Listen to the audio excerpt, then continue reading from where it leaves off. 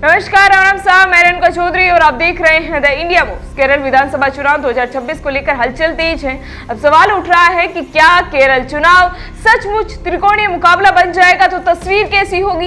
यही सस्पेंस इस वक्त केरल की राजनीति को दिलचस्प बना रहा है। एक तरफ भाजपा पूरे आत्मविश्वास के साथ मैदान में उतर चुकी है तो दूसरी ओर कांग्रेस यूडीएफ के भीतर नई ऊर्जा दिख रही है और तीसरी ओर सत्ताधारी लेफ्ट एलडीएफ अपनी जमीन बचाने की कोशिश में है। भाजपा ने केरल में चुनावी अभियान की औपचारिक शुरुआत कर दी है और खास बात तो ये भी है कि पार्टी इस बार पूरे राज्य के बजाय 30 चुनिंदा सीटों पर फोकस भी कर रही है, जिसमें त्रिशूल सबसे अहम माना जा रहा है। इसी बीच राष्ट्रीय अध्यक्ष नितिन नवीन ने त्रिशूल के ओलाकुरा में वॉल पेंटिंग के जरिए चुनावी बिगुल फूका और साफ ही संदेश दिया है कि जहां बूथ लेवल पर संगठन मजबूत है और 2024 के लोकसभा चुनाव में करीब 30% वोट भी मिला था, वही भाजपा पूरी ताकत भी लगाएगी। वही नितिन नवीन ने कहा है कि केरल के उज्जवल भविष्य के लिए उसकी सांस्कृतिक विरासत और इतिहास का संरक्षण जरूरी भी है। सुनिए वीडियो।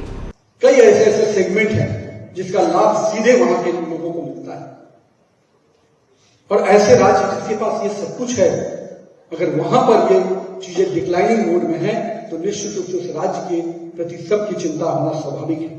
पर यहां पर बैठे हुए लोग को इसकी चिंता नहीं है।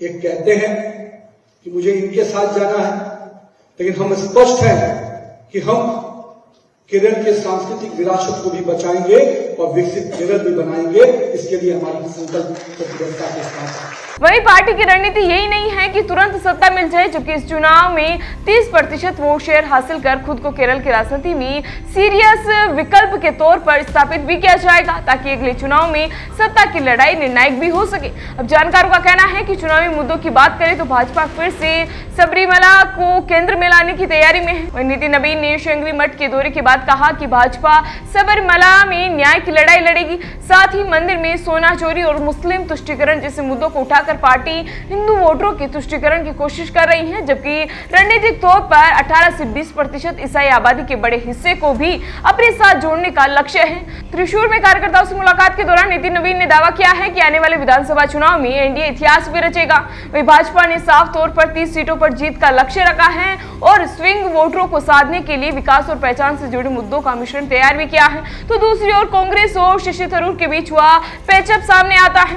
2026 में पहले थरूर को 140 सीटों पर प्रचार की जिम्मेदारी देना यूडीएफ के लिए बड़ा दावा माना जा रहा है, क्योंकि शिक्षित युवाओं और शहरी वोटरों में उनकी गहरी पकड़ भी है, जिससे भाजपा और एलडीएफ द्वारा लगाए जा रहे कांग्रेस में गुटबाजी के आरोप कमजोर भी पड़ते हैं। वहीं यूडीएफ की वापसी की उम्मीदें भी बढ़ रही हैं। ऐसे में सवाल और भी गहराता जा रहा है कि क्या भाजपा अपनी 30 सीटों की रणनीति से इतिहास रच पाएगी? क्या कांग्रेस थरूर के सहारे कोई जमीन वापस लेगी या फिर एलडीएफ सत्ता विरोधी माहौल के बावजूद खुद को बनाने में सफल भी रहेगी? फिलहाल इसी तरह की जानकारी के लिए बने रहिए हमारे साथ और देखते रहिए द इंडिया मूव्स। नमस्कार।